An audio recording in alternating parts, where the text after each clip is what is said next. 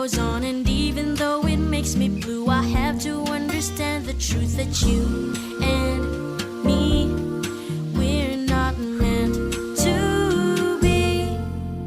There's sunlight glowing through the window. Tears are on my pillow. I couldn't keep myself from crying. I try to get you out my head, but as I fix my bed, it's you I see instead of all the covers in the sheets and blankets lying there like they were dying. And I'm dying inside. Why'd you leave me behind? This morning I just realized that life is boring when you're not by my side. My coffee is colder and I got no shoulder to cry on when I cry. Right now it's hard to feel with all these doubts filling and killing me. I can't eat the toast and I miss you the most. And all those memories.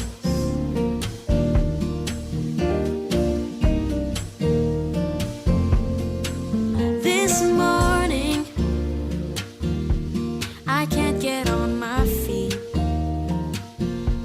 There's pain I'm trying to beat, but it's strong. I'm recording the progress that I make. Ooh, there's lots of tape to break. Oh, how long will it take for me to know that it is time to move on? I need to make a move, but there is nothing yet to disprove the fact that this morning I just realized that life is boring when you're not by my side. My coffee is colder and I got no shoulder to cry on when I cry. Right now it's hard to feel with all these doubts filling and killing me. I can't eat the toast and I miss you the most. And all those memories.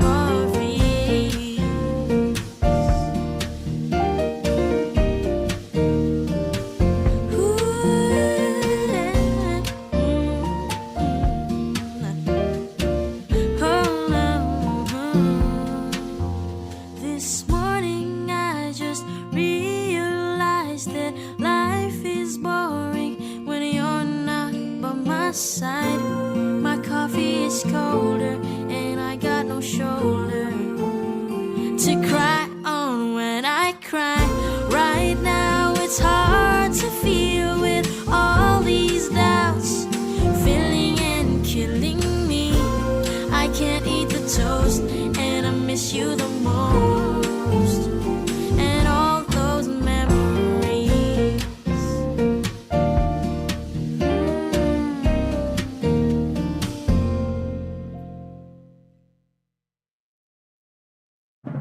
Bayang magiliw, perlas ng silanganan. Alam ng puso, sa titik mo'y buhay. Lupang hinirang, duyan ka ng magiting. Sa manlulupit, di ka masisingil. Sa dagat at bundok, sa simoy at sa langit mong baghaw. May nilang ang tula at awit sa paglayang minamahal. Ang kisap ng wataw at mo'y tagumpay na nagdidikit. Ang bituin at araw niya kailan pa may magdidilim. Lupa ng araw ng walo aming pagsikta. Buhay ay langit sa likod. Aming ligaya dapat may mamahatid. At mamatay ng dahil sa'yo. Morning is fast approaching. Let us awaken to the dawn of the new day with God as our constant guide. God our Father, may you grant us wisdom in our decision, courage to rise from all our mistakes, devotions to our duties, and gladness to share and cooperate for the good of our families and our community. May you spark in us a love for the truth and respect for one another. May you preserve us from false pride, unselfishness, and help us to live in peace with one another as brothers. Amen. Good morning. This is radio station DYWB, now signing on. DYWB is a commercial radio station owned and operated by the People's Broadcasting Service Incorporated, as authorized by the National Telecommunications Commission. DYWB operates daily from 4 o'clock in the morning to 11 o'clock in the evening on 630 kilohertz with a power of 10,000 watts. DYWB is broadcasting from Bacolod City, Republic of the Philippines. DYWB is maintained and operated by the following personnel, duly licensed by the National Telecommunications Commission. First-class radio telephone operators. Joselito Pagayon, Chief Technician with license number 94-1PVI-12314.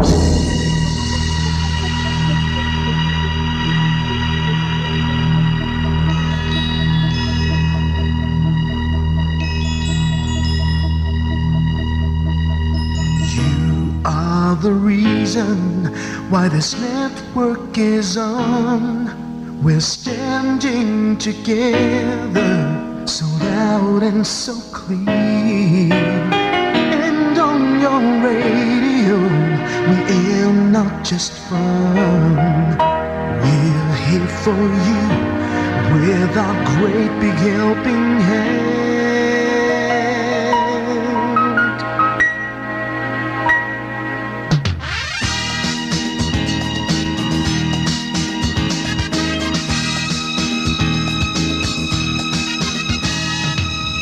Are the reason why this network is on. We're standing together, so loud and so clear. And on your radio, we air not just fun. We're here for you with our great big helping hand. We have the power to tell the truth without fear, with favor to no one. We stand as one. Turn on your radio and stay where you are. Listen to the bomb and we'll take you near or far. We are here to speak the truth and let you know. We are here for anyone who needs a helping hand. We are here to find the way to freedom and peace. Justice for all, make this world a better place. We are the CBS, the NBN, the PBS, Bombo Radio Philippines. We listen to the voices with no acts of arrogance. With candor and politeness, we are pledged to everyone. We dedicate ourselves, our fortunes, our lives. No matter what it takes, no matter what is sacrificed. We are here to speak the truth and let you know. We are here for anyone who needs a helping hand. We are here to find the way to freedom and peace. Justice for all, make this world a better place. We are the CBS, the NBN, the PBS, Bombo Radio Philippines. Bombo Radio is here for you to let you know what you. And because we care, we listen, we hear all the cries and whispers. We shall be free and fair. We are here to speak the truth and let you know.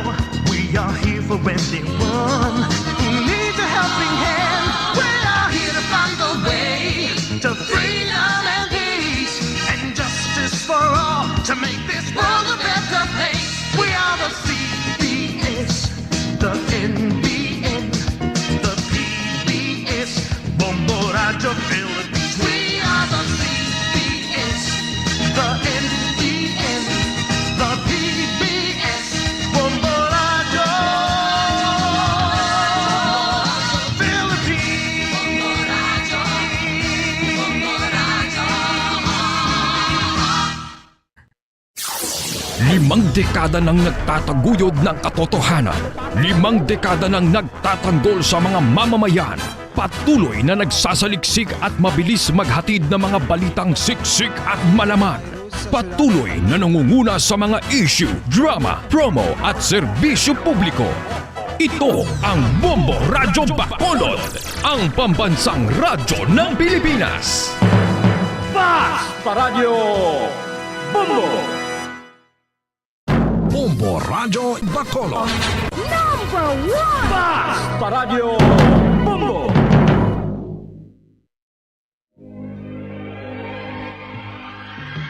Daily Gospel Reflections. Ang adlaw-adlaw nga pagpamalandong sang Ebanghelyo, agud kita tuytoyan nga magkilala, maghigugma, kag magsunod kay Kristo. Ako ang dalan, ang kamatuoran, kag ang kabuhi. Ini ginadulong sa inyo sa mga Madres and Daughters of St. Paul. Sa aton mga utod kagabian kay Kristo, maayong adlaw gid sa inyo tanan. Himayaon naton si Jesus nga aton Ginoo nga nabanhaw. Aton ginaselebrar sa sining adlaw ang kapiestahan ni Santa Catalina de Siena, Birhen kag Doktor sang simbahan. Amo ini ang isa ka birhen nga maalam kag isa sa mga mainandamon nga nagwa sa pagsugata kay Kristo nga nasindihan ang iya suga. Alleluia. Mga muyo kita.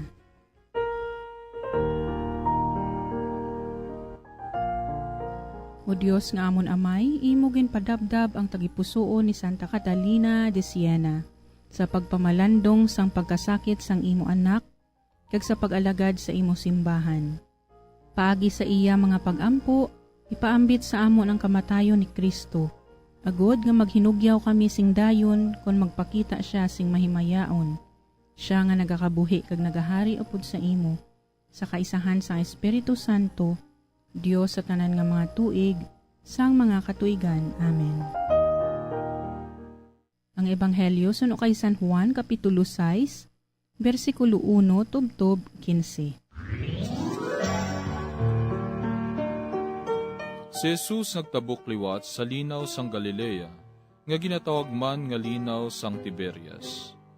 Madamo nga mga tao nag-apas sa iya, kay nakakita sila sang iyagamhanan nga mga buhat sa pagpang-ayo sa mga masakiton.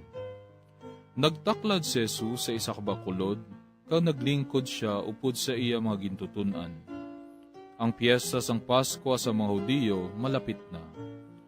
Nang hulong-hulong si Jesus, kag nakita niya ang madamo nga mga tao nga nagapalapit sa iya. Gani nagpamangkot siya kay Felipe. Diin bala kita makabakal sang kalanon nga makaigo sa sini nga mga tao. Nagpamangkot siya sini sa pagtilaw kay Felipe. Ang matuod amo nga si Jesus nakahibalo kung ano ang iya himuon.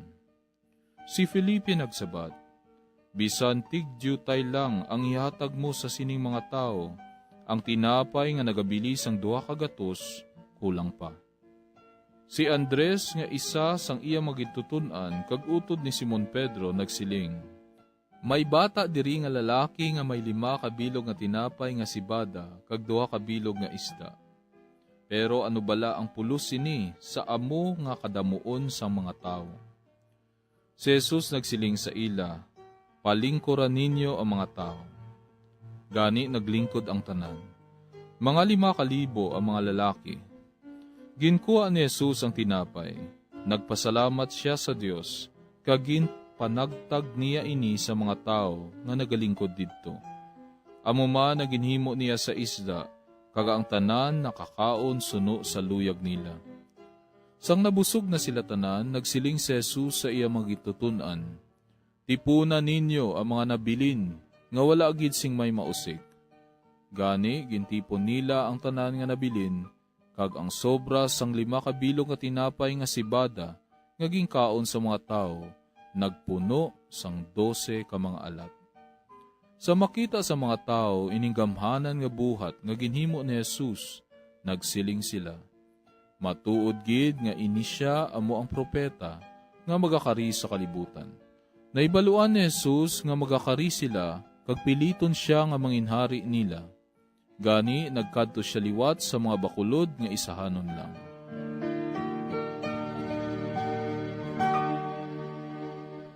Para sa aton pagpamalandong, aton liwat ginaabi-abi si Reverend Father Jacob Segurula, Priest in Charge, sang St. Francis Mission Station, Barangay Miranda, Hinigaran, Negros Occidental, Diocese sang Bacolod.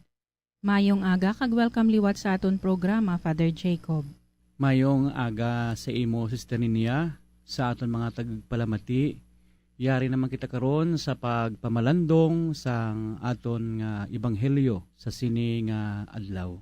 Si Mahatma Gandhi nagsiling sa Ingles, "There are people in the world so hungry that God cannot appear to them except in the form of a bread." Kung aton balikan ang mga tinaga ni Jesus, sadtong iya pagpamilinbilin sa iya magitutunan, sa katapusan nga panihapon, nga nagsiling siya, "Himuan ninyo ini sa akon handumanan." Luyag ni Jesus nga handumon siya sa pamaagi, sa konkreto nga eksperyensya sa mga tawo nga mapagkit sa ila kabuhi. Amo ang sa porma kaglaragway sang pagkaon, nga amo ang labing importante sa nga tanan sa tawo. Ang piyesta sang paglikaw o Passover nga nagahilapit para sa mga Hudiyo, isa kadako nga piyesta. Ini ginkuha nga kahigunan ni Jesus nga mapahayag niya ang iya kaugalingon nga mangin matuod siya nga handumanan. Paagi sa pagpamihak-pihak sang tinapay kag pagpaambitanay. Dira makita naton sa pag-ayo niya sa bata nga may dalang isda kag subong man tinapay. Kagin hatag ini sa mga tawo, kagin papungko niya sa hilamunan. Agon makakaon sila sing maayo. Ang hitabo nga ini upod sa mga apostoles sa pagtilaw sa ila, kung paano nila pakanon ang madamo ang mga tawo. Nagapakita man ini sang isa kadako nga katungdanan, pilang maayo nga manugbantay kasubong kay Jesus. Maayo nga manugtatap, nagakabalaka, nagabatyag, kaglabaw sa nga tanan, nagahigugma. Sa mga gintutunan, isa man ini kahigayunan para sila man mangin ahente ukon ang papel nila nga mabuksan nila ang mga mata sa mga tawo sa pihak nga bahin sang pagpadalo man sang ila nga kaangtanan sa isa kag isa. Paagi sa pagpaambit, kag subong man pagkabalaka sa ila isig kapariho. Mga kauturan, ining mga hitabo kon aton lantawon, isa ini kapanghangkat subong sa aton nga panahon. Agud mangin katumanan ang handom ni Jesus, ang handom sang Ginoo nga mangin tinapay para sa iban. Mangin isa ka buhi nga Eucharistia. Nga dapat kita mangin serbe nga kalanon para sa iban. Sa mga ginagutom kag ginauhaw. Sa mga nawad-an, sa mga nakulangan, ilabi na gid sa mga imol kag mga kubos. Sa matag adlaw nga tanan nga hitabo sang aton kabuhi, dako gid ini nga pangagda sa aton. Kag mahambal man naton hangkat challenge nga dapat gid naton padayunon. Agud nga ang Ginoo manginbuhi sa tunga naton. Kag bilang man isa ka bahin sang lawas ni Kristo suno sa ginhambal ni San Pablo, isa ini ka pagpadayon sang katilingban nga Kristiyano nga ginatawag ang katilingban sang pagkabanhaw. Kabay kita mangin Eucharistia para sa iban. Amen. Madamo gid nga salamat, Father Jacob, sang imo nga reflection. Kabay nga makabulig gid ini sa aton tagpalamati. God bless you, Father. Mga abyan, tubtob na lang anay kita diri. Akon gid kinapasalamatan ang tanan nga mga Pauline cooperators, collaborators, benefactors, kag tagdumalahan sang sini nga istasyon. Kung gusto ninyo iupod ang inyong mga intensyon sa amon pagpangamuyo, Ipadala lang ninyo ini sa Paulines Media Center, Bacolod. Daughters of St. Paul, 29 Corner Hernaez Streets, 6100 Bacolod City. Daughters of St. Paul, Iloilo, 425 E. Lopez Street, 5000 Haro, Iloilo City.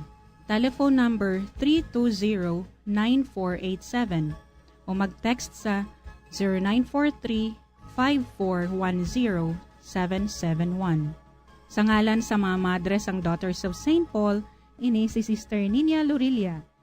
Kabay nga ang paghidait ni Kristo nga amo ang dalan, kamatuuran kag kabuhi, magpabilin sa inyo tanan.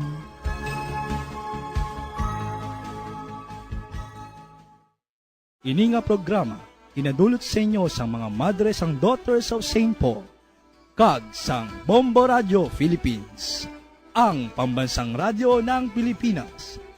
Basta Radio, Bombo!